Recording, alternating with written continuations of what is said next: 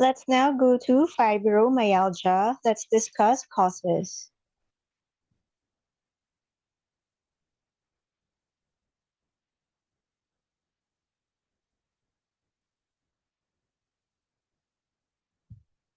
The causes of fibromyalgia, it is not clear why some people develop fibromyalgia. The exact cause is unknown, but it is likely that a number of factors are involved, which may vary in different people. Increasing attention is being given to the central nervous system as the underlying mechanism of fibromyalgia. Studies have suggested that fibromyalgia patients have developed changes in the way the central nervous system processes the pain messages carried around the body. Moreover, chemical and protein imbalances or low levels of serotonin, noradrenaline, and dopamine in the nervous system may explain why fibromyalgia results in constant feelings of and extreme sensitivity to pain. More recently, fibromyalgia has been described as central pain amplification disorder, meaning the volume of pain sensation in the brain is turned up too high. An imbalance of the physiological mechanisms controlling pain in the central nervous system appears to be responsible for the generation of abnormal pain sensitivity and other fibromyalgia related symptoms, poor memory, fatigue, and depression. Most patients affected with fibromyalgia have shown a reduced ability of the descending pain modulating pathways.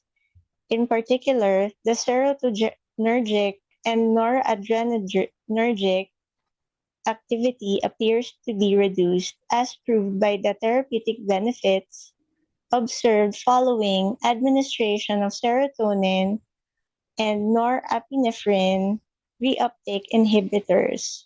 Moreover, fibromyalgia patients may present with a reduced binding ability of the opioid receptors found in those regions known for their important role in pain activation. The activation of glia cells participates in pain modulation, including neuropathic pain. The action of the anterior cingulate cortex on pain modulation is not yet fully understood.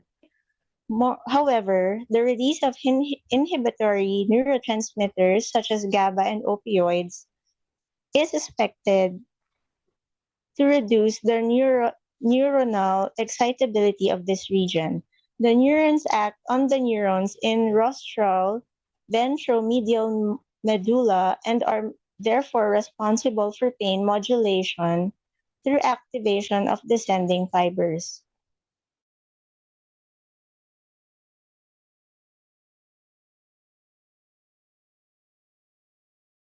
Central processing with neuroendocrine neurotransmitter dysregulation.